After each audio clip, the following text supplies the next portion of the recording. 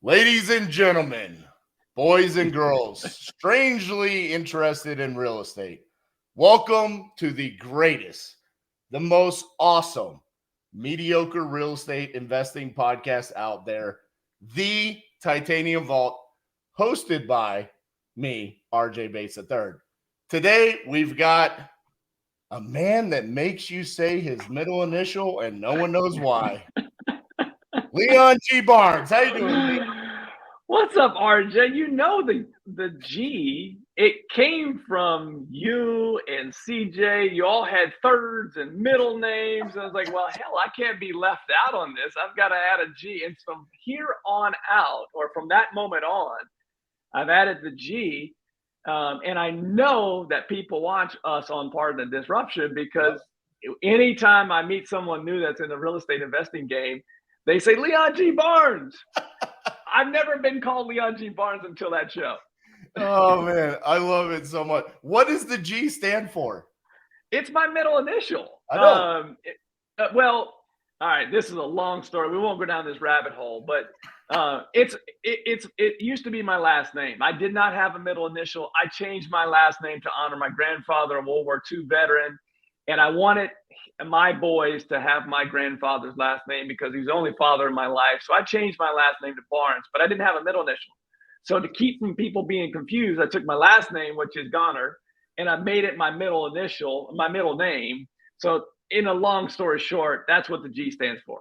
Damn it. See, this is how you know this is going to be a good podcast. When you ask a guy, what does your middle initial stand for? And then he, makes you tear up because it's from a World War II veteran over here. All right. So, Leon, for the people that don't know you, where are you from? What do you do? So I am originally from Northeast Kansas. Look, a town in Northeast Kansas called Atchison, Kansas. It is a suburb of Kansas City on the Kansas side of the Missouri River. Birthplace of Amelia Earhart. That's what it's known for. Amelia Earhart and me. There's a little bit of difference there, a little bit. So I grew up there. I went to college in Wichita, Kansas at Wichita State, and always been a Midwest kid. I have moved away a couple different times, but I've always been. I grew up and I'm a Kansan. That's who I am. Even though I live in Florida now, I still identify as a Kansan. So I'm pretty sure you're the first wheat shocker we've had on the podcast. Yes, sir. Yes, sir. I represent the Wheat Shockers. That's a very cool story. You know how some mascots don't make any sense? Like there's no lakes in Los Angeles.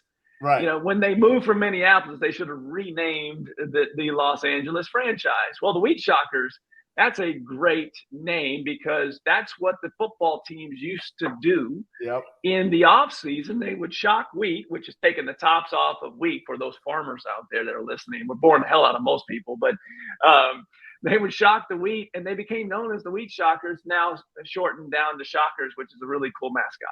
Yeah, man. Listen, when we did the 50 deal challenge back in 2020, I was like, I need a logo for every single state. And hands down, my logo for Kansas is my favorite logo. It is a picture of a tornado with wheat coming out of it on a sunflower field. I mean, it is cool. Like that is Kansas right there, baby. You got the tornado, you got the wheat, and you got the sunflowers.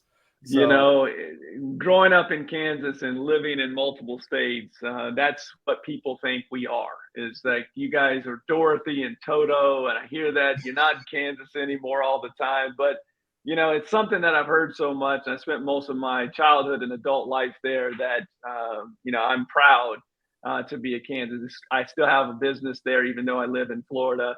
And all of my family lives in either Kansas or Oklahoma. So, that's where our roots come from. And, I'm to a fault. I'm probably too nice because I feel like Midwesterners are always, they trust you until you're no longer trustworthy.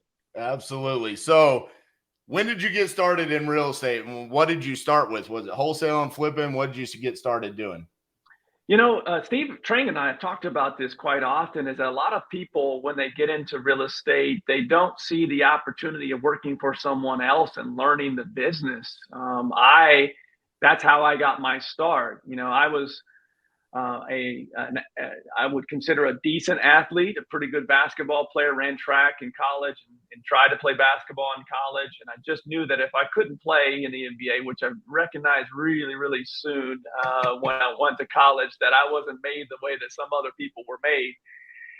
And I felt like if I couldn't do that, I wanted to be a sports broadcaster. And so I got a broadcast journalism degree from Wichita State. And my first job out of college was either to go to work for a small affiliate station in a small market 120 plus, making $15,000 a year as a sports reporter and anchor, or I had an opportunity to be a play-by-play voice and do public relations as part of my communications degree. And I took that. I worked in indoor soccer and arena football for about 6 years, and also worked in television stations while I was in college. That was one of the reasons I went to Wichita State versus KU. Lawrence is outside of Kansas City, doesn't have television station. Wichita is a 60-something odd market in the U.S., pretty good sized television market. So I decided to go there and pursue that. I did that for 6 years, and I realized that all of my friends were working half the time I was working, even though they loved what I did in radio play-by-play. I thought my eventual career would land me on Sports Center. Still to this day, that's one of those. I feel like I could have gotten there eventually if I was patient enough, but I wanted to make money like my friends were making, working half the hours I was working. And so I made the transition into sales, spent 11 years in corporate America selling advertising.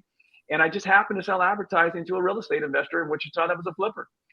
And every year, when I would go back to renew his advertising, every year he would say, "I'm going to hire you." And I would say, you can't afford me. I was cocky, I was brash, and I kept going up the corporate ladder. And eventually, after he dripped me for about 5 or 6 years of going, "I'm going to hire you, I'm going to hire you, I'm going to hire you," I was finally done with corporate. Had my first son. We were running the entire state of Hawaii for the company that I worked for. And I'm probably the only person without military orders that has moved back to Kansas from Hawaii. Yes, I did that. And that first year, I was an executive regional sales manager. And so I wasn't coming in as just an acquisitions person. I wanted to come in as executive. And that's how I came in. Most people will call it a COO these days. Back then, I forget the title, but it was an integrator, a COO. That's how I started in this business. Working for a fix and flipper and a landlord in that market. So you just were a COO before Traction was written, essentially? That's right. Yeah. That's right. In fact, I remember reading Traction, the first Collective Genius meeting that we went to in 2015, because that's how I became associated with CG, was going to that meeting with my boss. And Traction, I think, was introduced like my third meeting. I didn't know what Traction was. When I read it, I realized it was all the structure that we do in corporate. Right. I was like, well, I know how to do this. I mean, I can follow this because this is what I've been doing for 11 years. I was a regional sales manager that had managers and salespeople underneath me. And that's basically what Traction was. So yes, before everyone started calling everyone an integrator or a COO, I don't even remember my title, but that's what I was. Yeah. It's funny you say that because I had 8 years at Pizza Hut, where I worked from a delivery driver to shift manager to assistant manager to general manager, and then quit, became an entrepreneur. And it's funny because the same thing, everyone said at masterminds, you have to read Traction. And I read it and I was like, no, this is not groundbreaking. This is just this is what they taught us at Pizza Hut. This is what everyone wants to get away from, right? Yeah. I don't want to be in a corporate structure, but when you start to build a business, you have to have it. All the things you run away from as a W-2, as you become an entrepreneur and you realize you start to scale, you need systems, process, people. You need those things in order to scale. Here's what's interesting about what you just said and how this has come full circle. And I knew that we always had good chemistry for a reason. You know where Pizza Hut was founded, correct? That would be Kansas. Wichita, specifically, yes. By 2 Wichita State grads. Oh. And it started in Wichita. Do you know why it was called Pizza Hut, my friend? I do not know. All right. So the original building sits on the campus of Wichita State University, still to this day. The specific building looked like a hut. And the sign, when they leased this building or bought the building, I don't remember which one, but it was the Carney brothers. They had a sign that on the marquee, it only had enough for 3 letters. So they had to come up with a name, Pizza something with 3 letters, because that's the only amount of space they had to work with. Hence Pizza Hut. That is awesome. Yeah.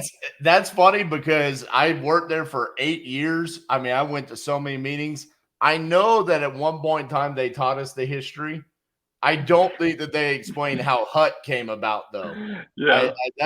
That's funny. You The have to be original. from Wichita to know that. That's what it is. The next time that I'm there on campus, both my wife and I are grads from there, and she's on the board of the dance department there. Next time that we're on campus, I'll shoot a picture and send it over to you because it looks like a very small hut.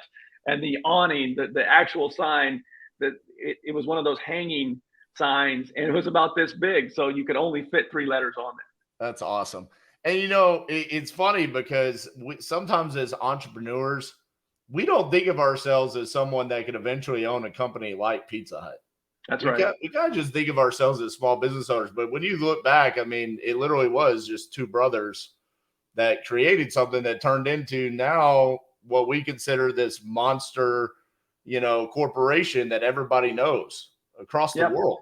So I think that most of us that get into real estate investing, we don't think of things, and this is something that's come to me recently with EBITDAs and multiples. Those are all things that real estate investors, we don't necessarily start in this business for a path to selling for multiples. Startups do that. Software, you're looking to sell something later, where we're looking to grow freedom and financial, right? Wealth. And so the only asset that we typically have to sell later is a property, whether it be a single family, multifamily, commercial, what have you. And that's probably why we don't think about it as much. And a good portion of the real estate investors that I work with in our community or I network with, most of them didn't have corporate experience like we did. That's why they had to read traction. Yep. So they don't know about multiples and all those things because they didn't get into it to build a business, to sell a business later. They got into it for freedom and the financial rewards that come with real estate. I will say one of the things that I have learned as a business owner coming from that corporate world is the respect that I have for the SOPs and the just the reports that they have. I mean, to set that, it's one thing to know how to use it. It's another thing to set them up for your business. And I think that is where having someone like you that could come in and be a COO for the original person that you work for, that's where it's really beneficial. Because for me, it's one thing about making sure that your team and your business uses those. It's another of establishing it and designing them. That's where, for me, looking back at everything that I ever got from Pizza Hut, that amount of respect to them is like, dude, the thousands of reports and the SOPs that they had for literally everything that we did was monumental. It had to have been. And here's why. You're very blessed to work for a corporation like that because the margins in pizza, especially today, are so small because of food costs have continued to go up and competition has continued to go lower for that particular type of delivery pizza. You have to watch every penny. And I think that if you look at most real estate investors, especially that 3 to 5 year investor that is starting to get to a point of scale, the waste, the things that they, especially the last 3 years before the market shifted, you could get away with making mistakes and costing yourself money. I can fix and flip. The biggest thing I learned out of the gates is that every nail counts. Every hinge counts. That stuff adds up, especially when you're doing volume, 50 to 100 to 200 flips a year. every single penny can be thousands of dollars. Well, in the pizza business, your margin's this thin. You don't have the ability to make mistakes. Oh yeah. You have margin in real estate. And so therefore, especially where the market was the star for the last 5 years, you can make mistakes and not have them cost you big until you have a shift. And if I've seen anything change, it's that people have really started to tighten up because they had to. Yep. They didn't have to the last 5 years. They're starting to make that transition. So that experience is invaluable. My 11 years experience of selling advertising to different verticals. In the morning, I would start with a farmer that sold tarps on the side. And by the afternoon, I'm selling an attorney, and I had to put on a tie because I took the tie off to meet with the farmer, right? I had different experiences and had to be a chameleon as a salesperson, which really helped me with sellers in this business. You know, when you think about what you just talked about, the margins being slim with pizza, and then you transition that to the real estate, let's just say a wholesaling business. You talked about flipping. Let's talk about a wholesaling business or a rental business. We can talk about both of those. Rental business on making sure your maintenance, making sure that you're collecting your rent on time. Wholesaling business. One of those things, your quote unquote food cost, is how many systems do you sign up for because you listen to a podcast or you see someone on a video say, hey, I'm using PropStream, I'm using Batch, I'm using Privy, and you sign up for these things. And then the next thing you know, you're spending $3,000 to $5,000 a month on systems. Are they truly bringing you a return on investment? Are you really using them and maximizing what you can? And to your point, 2019, 2020, even through COVID, I mean, 2021, I mean, you could get away because you could pretty much sell anything. I mean, there was a hedge fund out there that was pretty much going to buy anything. Now that's different. And you're right. Everyone is tightening up their ships, and I think it's mandatory. So just a little rabbit trail there, but I think it's valuable for everyone to understand, but that's where we are. And we talk about that a lot on Pardon the Disruption, that this is a different landscape than what we've been used to. Yes. So I want to go back to you. So you worked for someone else. At what point in time did you go, hey, I'm going to run my own shop? Before I answer that, I want to give one pro tip to what we just talked about. If you haven't looked at all your expenses and truly understand what's bringing you value, a pro tip is simply ask for a new credit card. Cancel that credit card, get you a new credit card. And you'll start to see all the things that you get declined for. And you'll say, man, I didn't even realize I was spending $20 a month on this thing that I don't even use anymore. Yeah. Just a pro tip, just wanted to throw that in there before we move forward, because you truly when you start getting emails from companies going, you just declined. Oh, I don't need you. You know, and you're on a month-to-month, what have you. So this was something that, first and foremost, I am so blessed to have known and sold advertising to the investor that I went to work for. I am not sitting here talking to you today if I didn't take that opportunity and he didn't offer that opportunity. About 3 years in, I never saw myself as an entrepreneur. I always saw myself, because our generation, I'm 46 years old. We're probably the last generation where our parents and our grandparents said, go to college. I'm the first person in my immediate family to graduate from college and get a good job. That's what we were taught. We're probably the last generation to have that type of advice. Because I can tell you right now, I have 11 and 6-year-old boys, and if what they want to do in life is not aligned with college, then we're not sending them. We're not pushing them to go to college. It's not needed unless, I love the experience. It's phenomenal. I think every kid should get it. But if it's not something that you're going to utilize for your future career, then it may not be as valuable as it once was. But about 3 years in, my long-term vision for me and my family was no longer, and it's not his fault, quite frankly. It's just I evolved. I saw myself now as someone that wanted to do this on my own. And I talk to a lot of investors because they ask me, what could he have done to keep you? Well, because a lot of people are afraid to lose their best people.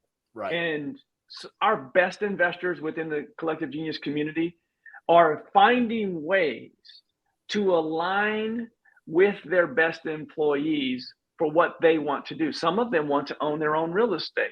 So if I could have, grown a real estate portfolio and potentially done some deals on my own, feel like an entrepreneur, maybe even been a partner in the future, it probably would have aligned with me long term. But I started to see myself as someone that I'm smart enough to do this on my own. No disrespect to anybody else, but I need to make this jump at some point. So at year 5, I made that jump, but I didn't make the jump to go directly into doing my own thing. I took another W-2 job because I still needed active income. I wasn't just making the jump into real estate because I hadn't known any different prior to that.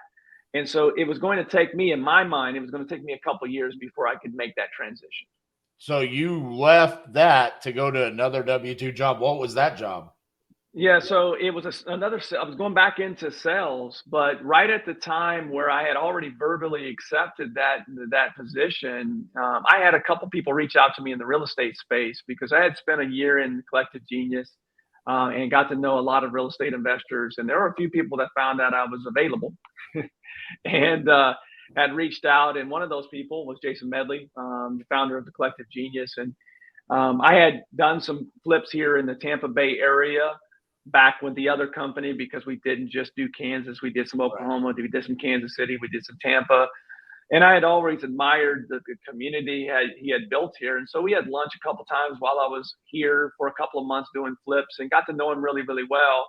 And he was like, if you've left the company and there's an opportunity that, I have here, you can still do your business and be a part of this community in a W-2 role. Would that be something you're interested in? I'm like, yeah, but I've already accepted this job. Well, how much they offer you?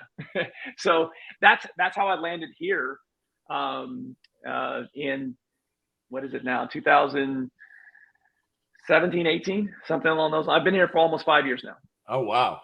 So when Jason offered you the position at CG, was it mandatory that you had to move? No, it wasn't. In fact, I told him that I was not interested in moving. Believe it or not, I told him that I want to stay in Kansas versus moving to Tampa. A lot of that had to do with my life and the way that I lived. I mean, I had a really good community. I had networked for 5 years with a bunch of people. I mean, I was. You ever watched the movie Shawshank Redemption? Oh, yeah. You remember that everybody in the prison goes to Red because Red has everything, has connections. I was Red in Wichita. And I felt like I was Red. You need an insurance person? I was a connector. And that's why this position really, resonated with me. I was also, I ran a high-level AAU program as a basketball coach in Wichita. In Kansas, we're known for basketball. That's what we do. And I had worked my way up the ranks on the AAU side, enough so that I got hired as an assistant basketball coach at a high school. And so I had this community. I was a coach. And my son we had one son at the time. He was thriving at the school. And so, no, I wasn't interested in moving. But I eventually made the move. I've now lived here almost 3 years. So it was 2 years in that I worked remotely before making the move. So you talked about that on one of the episodes of Pardon the Disruption about how that was a really difficult decision for you to make to make that move. Talk about that a little bit, because I think that there's people out there that maybe they have thought about making a move because maybe they're in a market that's really difficult. Maybe they're in a market where they can't own rental properties, and they've thought about, well, if I just move to Wichita, Kansas, I could do that. But they don't do it. And so talk about, how did you come to making that decision? And then also kind of how you feel about that after 3 years. It took some time to get there. There were a couple of conversations that I remember that really helped me get over the hump. When I talked about it on Pardon the Disruption, it was an abbreviated version of it, but basically, I didn't grow up with a father, so I'm probably hyper aggressive at being the best father that I can be. And I felt myself in Kansas. I felt myself that I wasn't challenging myself enough, and that my boys would not see the best version of me, quite frankly. And that was a big part of it. The other piece that was motivating from my boys and my wife is that we were starting a second group within the Collective Genius, and that meant that I was going to have to be on a plane a minimum of 7 times a year, because none of the events were held in Kansas. Wonder why. Right. And we also had quarterly meetings that we would meet, and I'd have to fly down here. So it was every month on a plane, quite frankly, and got to a point where, okay, now let's evaluate that. And I had dinner in Miami. I was at an event, I am in. Some people are familiar with that. A bunch of big, high end, and this was their Signal family event. One of our members was a sponsor there, Lima One, and their founder, former military man, was sitting at lunch. And this was the moment when I knew I have to do this. Sitting at their dinner, they invited us to, and he had traveled all his life as a military man, and I was stuck. My oldest son was thriving in his school, not just surviving. He was thriving in that school. We loved that school. And I was like, I'm just doing it for my kids. And he looked at me, and he was basically, he said, "That's horse crap." And he said something else. And I said, "Excuse me?" And he said, "Well, no disrespect to you, but if you're lying to yourself if you're saying that you're doing it because you want the best for your boys. If you want the best for your boys, if you think Tampa gives them more opportunities long term, if you think you become a better father and a better husband by making that move, and you're only making that because you think your kids are not going to be, they're going to be worse off. The kids are resilient. In fact, my life is better because I moved, and it made me think of, I moved so much in grade school. Until the 3rd grade, I think I'd gone to 6 different schools, and so it made me better at getting to meet people and make new friends. Eric Brewer's talked about this before. It taught me to make new friends. And that was the decision. I called my wife that night, and she was already on board. She's like, "We'll do whatever you need." She's like a coach's wife. She's like, "If we need to move here, we need to move there. Let's go."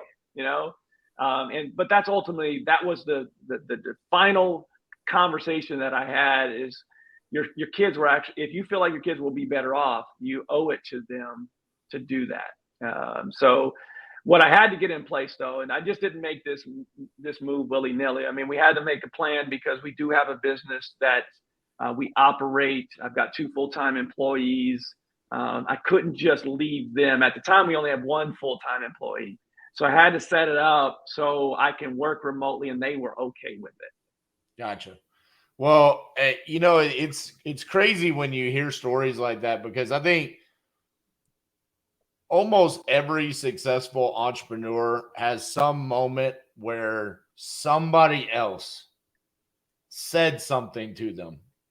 Yeah. And it just was this pivotal moment where it just shifted their mind to why you were probably already saying those things to yourself. But the fact that somebody else said it, and it kind of reiterated what you were probably telling yourself, right? And it's like, okay, I am lying about I'm doing this for the kids. That was just your excuse, right? And he took that away from you and really just said, the truth. You've been lying this whole time to yourself. And it's crazy how those moments really change our lives. It was the right time by the right person. He's very military, former Marine. And there's the way he said it, and it just caught me at the right time. And I'm sitting next to Jason, who obviously is my boss and is like a brother now. he had been saying all those things before. He had said all those things to me, but being next to him and hearing it come from him, it just hit me at the right time. And here's the other piece of this is, you know, I don't think any man or woman that is married can get to their full potential without having the support of their significant other. My wife, her whole family, and she's really close. They all live in Kansas, with the exception of a brother that lives in Austin. They're super close. She was on board before I was. So for her to leave her entire family, you know, that support for anybody that's trying to make, looking at with kids, because, you know, honestly, in our community within the Collective Genius, I have a lot of people that have made that, you know, they've left their W-2, but they're making decisions on, we need to live in this market because it's better for, you know, our goals and those type of things, and they don't do it because of kids. And so I can speak to it, and usually it's because someone's not on board. Yep. And to have that support, it doesn't happen without the support of my wife. I love it, man. Well, we've talked a lot about CG, the Collective Genius. For the people that don't know what it is, it's been around for a long time, so most people have heard about it. But what is the Collective Genius? 13 years this year, my friend. You know, masterminds have been around for 100 years. Jason Medley founded this organization 13 years ago with it in mind that, you know, there are a lot of coaches and boot camps and those type of things for new investors. But at the time, especially for the single family base, there weren't a lot of, you know, there was really not a lot of communities for this vertical of real estate investing, specifically for single family at that time. And so we always set the threshold of 50 plus at the time, which has now grown because 50 plus, man, goodness, there's some people do that in a month. Some do that in a week these days because of, you know, institutions and all these other things that have grown within real estate investing. But it's a community that people come together, collaborate, connect. It's a tribe. You come together when someone's having success with something. The biggest thing that this organization was founded on is go-giving. And it's gone from one group to now two groups, 300 members strong. And so the full-time investor that's doing between 25 plus deals a year, we have a good number of them within this community. And it's not a good fit for everyone. Especially if, you know, the people that pound chess, we're not that investment group, but we're all about helping people continue to grow and scale. And mostly importantly, there are a lot of people that do the business, that are grinding, that are in the business. That person that wants to go from grinding the business to building out more of a corporate structure where they can become a CEO, do what they left. Right. That's the person we help the most. So you and I didn't know each other until you filled in for, I believe, Eric on one of the Pardon the Disruptions. And now he fills in for me. That's that's what I was going to say. It's kind of funny because I'm pretty sure at this point in time you've had more episodes than anybody besides Steve. But so we met at Pardon the Disruption, and the thing that has really stood out to me about you is how passionate you are about the community and the members and how you can help them with whatever it is that they need. Where did that come from? Because I mean, it sounds to me like that might be part of the reason why Jason chose you to be a part of his organization. Was that just a part of who you are, or is that something where Jason said, hey, this is what we're truly looking for in this position? So it's a perfect marriage. It is exactly where I should be. I started this, I think I was 41 years old when I started this role, and it took me that long in my life to truly understand where I should be. I can tell you where it comes from is what we talked about from the beginning. Growing up in Kansas, we are, you know, we're not Wisconsin, we're not Minnesota, but we're very similar to that niceness. But for me specifically, it's the nice Midwest person, trusting people, until I can't trust them. And then helping came from, my mother raised 4 boys by herself, and she was an entrepreneur from day one because she never graduated from high school. and she owned her own cleaning business in Kansas City. All these, houses that millionaires would live in, she was the cleaning lady. And I would beg my mom when I was a kid at 7, 8 years old to take me on the weekends or take me in the summer. I don't care. I'll mow. I'll do whatever you need me to do, because I wanted to make money. We were poor kids. I wanted to make something, so I had some money in my pocket. Right. And my mother was always a servant. She would always drop whatever she's doing to help her clients, and that's how she built her clientele. To a fault, quite frankly. Her health is not as great today because she worked so much and missed so much of our stuff because she was always serving her clients at a white glove level, right? Just super concierge service. And that's where the influence came from. And that's where it's always been for me, is that in any community that I've ever been in, that being a resource, I know that when I'm a resource to others, that generally things just naturally, I don't care if you're spiritual or not spiritual, I've just always found that when I give, things happen to me that shouldn't happen to me. And Right. so it's just compounded from an early on in my life. The more I gave, the more I would receive. And as long as I wasn't trying to sell somebody something, I was just truly trying to give. I found the right role for me as a human being, and the connection. And you're right, I do have passion for it. Our younger investors call me Uncle Leon because I'm old enough now to be plenty of people's uncles in it. Heck, I'm old enough to be some of their dads. Right. Thankfully, they don't call me grandpa. But it truly, I know that if I can help members get to where they need to go, they're going to continue to tell people how great the group and how it's helped them. And so it all works together. It's a nice flow chart. Dude, I have to say, I've never been to a CG event, but I will say I know Corey Boatwright. I know Eric Brewer. I know you, Steve Trang, just to name a few. And there's more. I mean, Tim Bratz, Ryan Pineda over the course of the years. The feedback has always just been phenomenal. I mean, and it's almost, I say this in a good way, almost cult-like. Where, I mean, especially like Corey Boatwright. I mean, that dude, I mean, you're going to get a selfie of him getting on a plane saying, and it's going to be 10 pages long as to why you need to be in CG. And I love it. I mean, I love that kind of stuff because it truly is a family, obviously. And you've been a huge part of that. And that's really cool to see that come together. I had to ask you, because you said, going all the way back to what you originally wanted to do, you wanted to be on ESPN. Yeah. Do you feel like being on Pardon the Disruption is kind of a replacement for being on ESPN? So when Steve told me the concept that he was putting together, I said, when he already told me that you and I didn't know you or CJ Right. to the show, I just met CJ in person for the first time.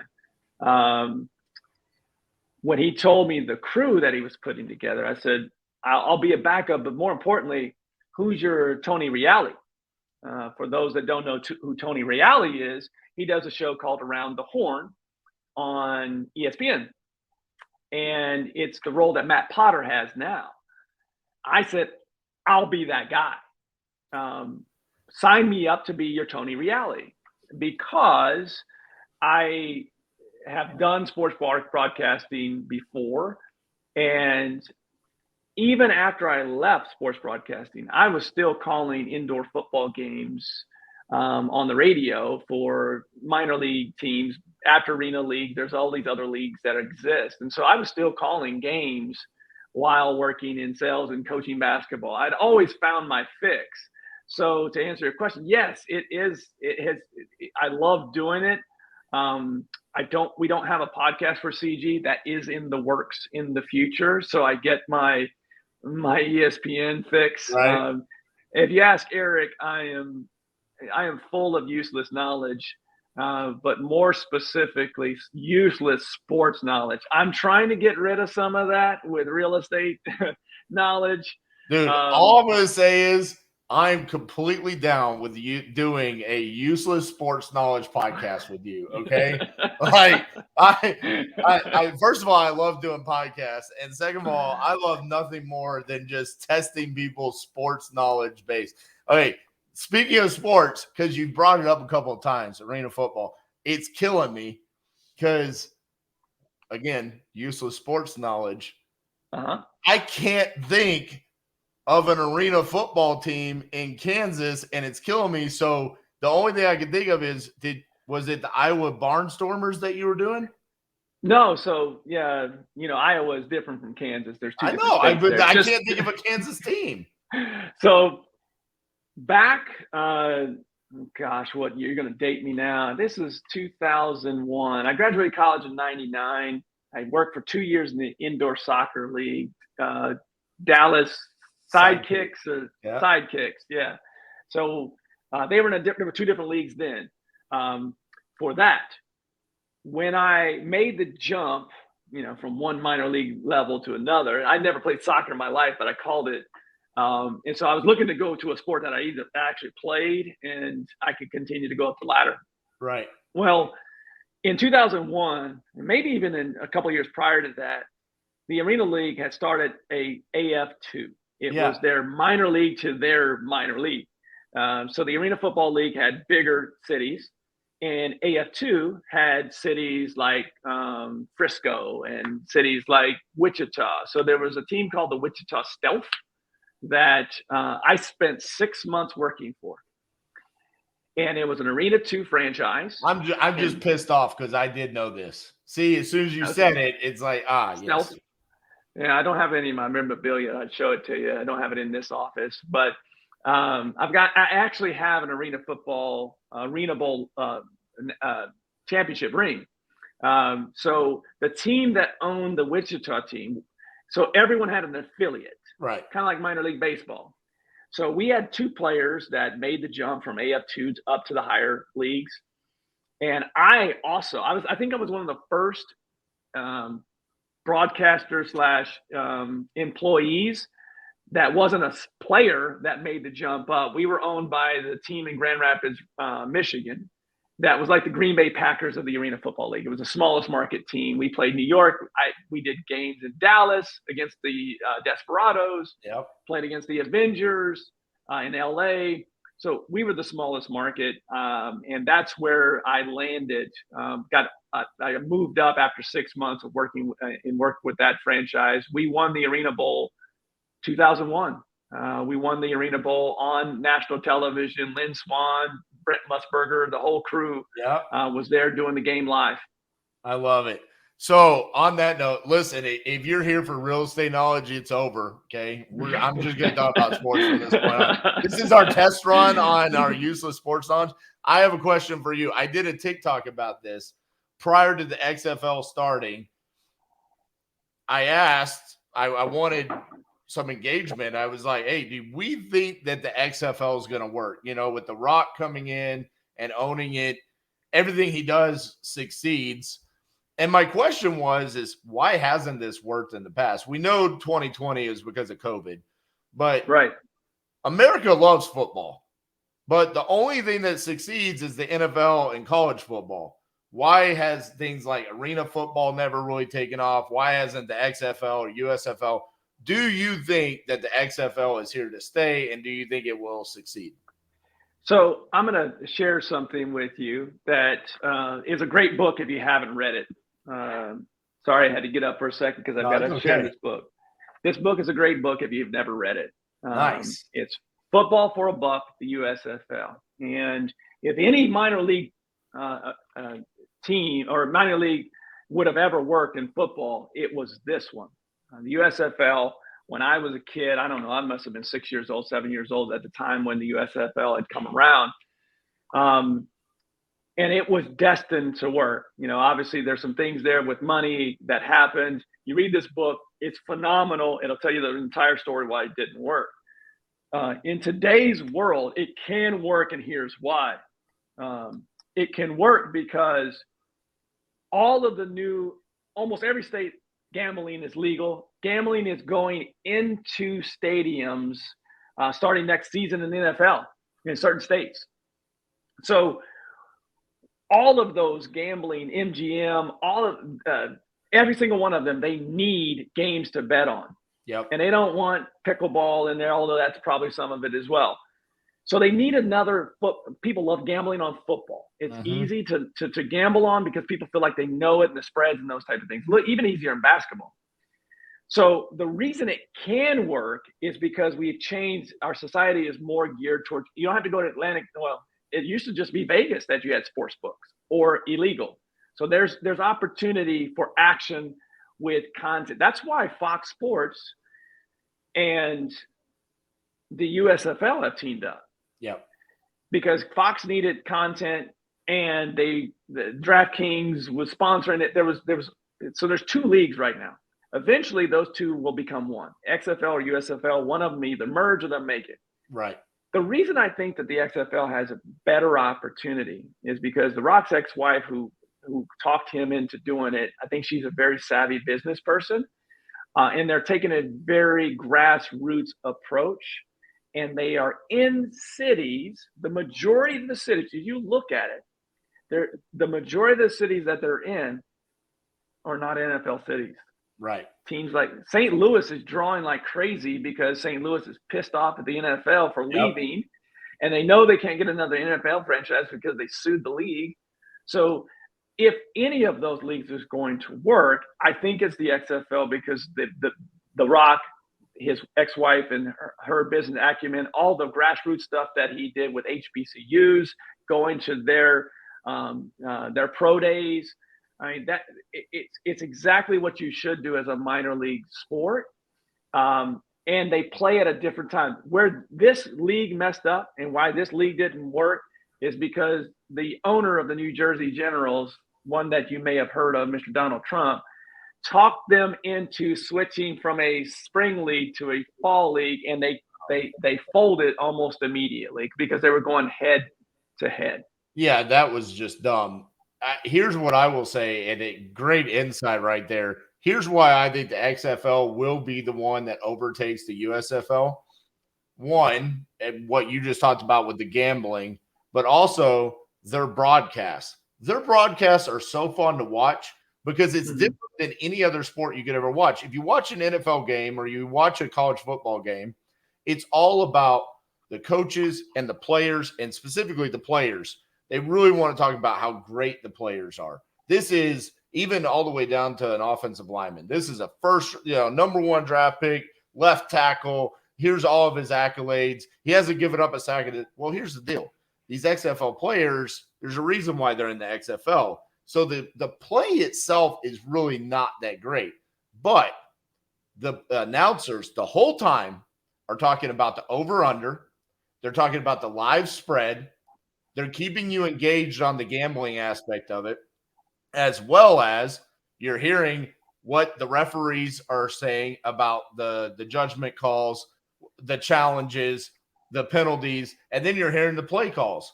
So from an announcer standpoint, they hardly ever actually are talking about the play. It's always about gambling and then they're just allowing what's happening on the field to actually, you're going to hear it, and you don't get that access anywhere else. I think that's why it will succeed more. Here's one more phase that we didn't address, and I agree with that because they have to do that right now. I do think in time, just like NBC does with the Olympics, you have to manufacture stories of players for people to follow. The Olympics does a great job. I don't know snowboarders, but by the time that they perform, I'm like, oh, I know I want that person to win because they've told the story. So in time, they will do that. When I was in the Arena Football League, we had just signed a contract with NBC. We had a game live every Sunday on NBC television. NBC had lost the NFL and they had lost the NBA. We were the only league that they really had on at the time. They bought that on the come. They thought, because the NFL had an option to purchase the Arena Football League If that would have happened, there would be more household names like Kurt Warner from the Arena Football League because the NFL would have owned it. Yep. They chose not to exercise that right. Where I'm going with this is just like in business in general. Affiliations, real estate, sports, what have you, make a massive difference. The XFL, because of The Rock and all the things that he's done for the Super Bowl and his relationship with the NFL, they have, where the USFL doesn't, they have an affiliation that they are going to, the things that they're trying in the XFL, the broadcast, the game rule changes, they want to be seen as the minor league for the NFL, to the breeding grounds for like the ABA was for the NBA, the influences that the NBA got from the ABA, 3-pointer, dunk contest, those types of things. That's where I think that they have the upper hand because the relationship, the affiliation that they have with the big brother. And as you start to see some of their players graduate to that level, then you have more Kurt Warner type stories. Kurt Warner's the guy from the Arena League that everybody knows. But as you start to see more XFL players make that jump and they are affiliated with, I think it can grow. Again, it goes back to, I think there's they have a team in Arlington. Yep. that is, Dallas, roughly. And they have a team in Vegas, Seattle, and Vegas. Okay, so three NFL cities. The rest of them I don't believe are NFL cities. Right. I might be missing one. Houston. I think that's Houston. 4. So I think that's crucial. Orlando's not an NFL city. St. Louis is not an NFL city. Not. These are cities that have pro sports already, that want pro football. That San Antonio will never get an NFL franchise. Jerry Jones never going to let that happen. Right. So why not have their team be an XFL team that continues to get better? And over time, I think in 2, 3, 4 years, you'll see that they'll start developing talent and they'll start talking more about the players on the field, and jerseys will be sold. Absolutely. I would say the last thing I'll say about this, and then we're going to wrap up, is The Rock is one of the coolest dudes of all time. He literally goes and does a show on HBO about being a washed up NFL player that didn't really make it. And then he's going to be a sports agent that leads to this, final season of him owning an NFL franchise. And then he's like, this is a great idea. Let's go buy the XFL during COVID. And let's get connected with the NFL. Let me go introduce everybody, whatever that was at the Super Bowl, where he basically introduced the Super Bowl. I don't know. He got himself out there in front of tens of millions, hundreds of millions of people. But again, it's like you're saying, he's getting connected. I do think the XFL and the NFL are going to get connected here very soon, where it is going to essentially be like the NBA's G League. I think what it'll be like.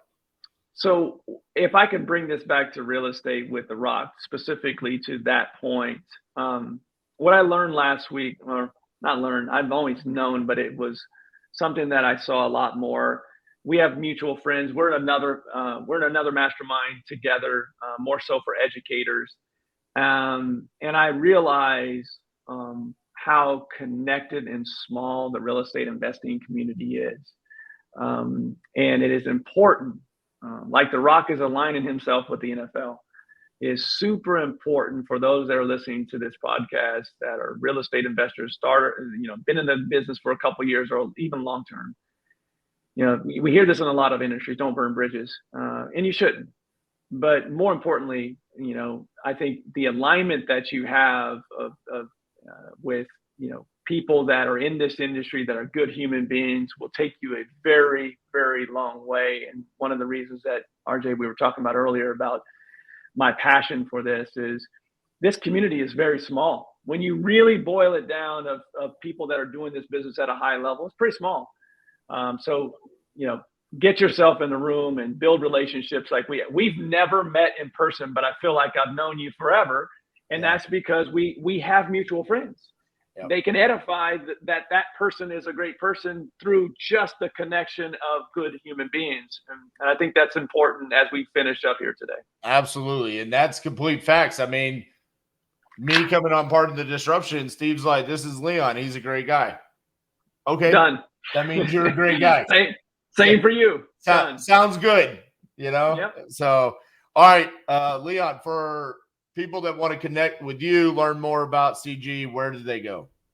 Yeah, just right there where you just said, learn more about CG.com. Our website is thecollectivegenius.com, but the learn more about CG.com gives you the information that you're looking for. If you're a real estate investor doing a minimum of 2 deals a month consistently, we've got a community for you.